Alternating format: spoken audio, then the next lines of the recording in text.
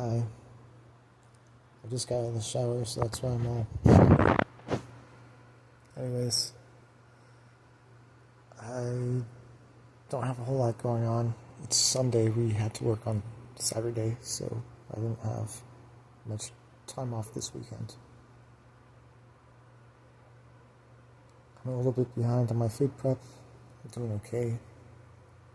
I'll prep as I go this week. My room is clean enough. I'll clean as I go too. Looking forward to the weekend already. I got a new backpack because the last one tore. These backpacks that I get, it's some generic brand from Walmart, so they kind of get fair wear and tear really easy. This is the third one that I've had. I always keep getting the same brand because I have an insurance policy on them. I can just get another one for like $6. I had some...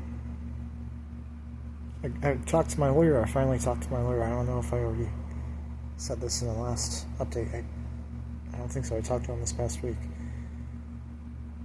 So, as it turns out, with my case in North Dakota, it had nothing to do with my sister. It was actually a different situation that happened around the same time that my mom was dying.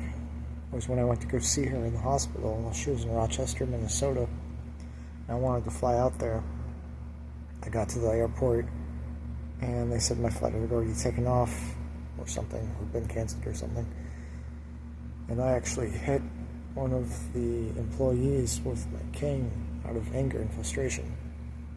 Obviously, it was not in my right state of mind. I was emotional. I left North Dakota pretty soon after that, and wound up getting in trouble in South Carolina a year later. But here's the thing, this happened back in 2022, so 4.5 years ago. When I was arrested in South Carolina in 23, my processing officer called North Dakota and told them where I was and asked if they wanted to extradite me for this inactive warrant.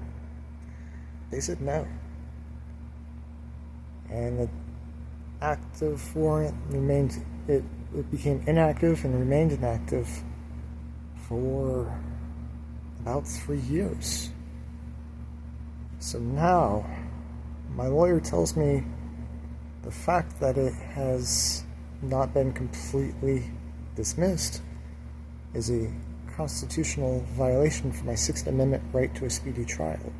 Because now there is almost 5 years has gone by. There's not a lot of ability for my defense to build a good defense because witnesses have moved. Witness memory has faded.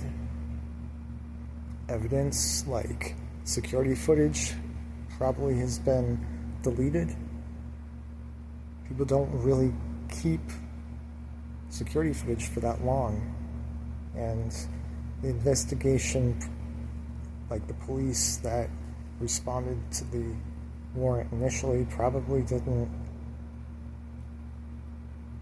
take the security footage, if there was any. They didn't take the security footage, and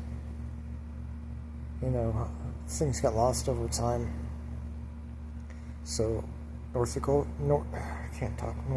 holding this warrant, inactive though it may be, constitutes a violation of my Sixth Amendment rights, in addition to being considered a form of prejudice, a legal form of prejudice against me, which I can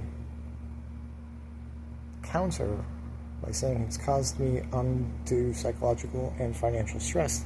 Also, the fact that I'm in South Carolina and I'm indigent, technically indigent, I can't go to North Dakota right now with my finances.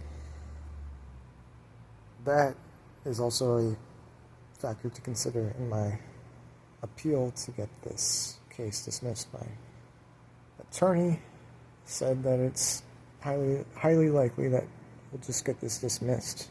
So I'm very, very grateful for that. I asked for a bit of information, I can't remember the technical term, but it's like the records of the court, the index of the court. Whenever my warrant became inactive, I want to see the exact wording, see if there's any technical jargon like quashed or dismissed or whatever. And that's been the big piece of news this past week. I'm kind of on the edge with work with my attendance. I can't miss one more day for the next 30 to 60 days because I might get terminated. So I'm not trying to miss any more days for at least 60 days, at least 30 days, because I think our system works on a rolling attendance. Every 30 days, your unexcused absences get wiped away. But I want to put in 60 good days just to be sure. And I feel like if I can do 60 days, I can do a subsequent 90 days and just stay on board for the rest of the year. I'm kind of lazy about my attendance this year. So that's that.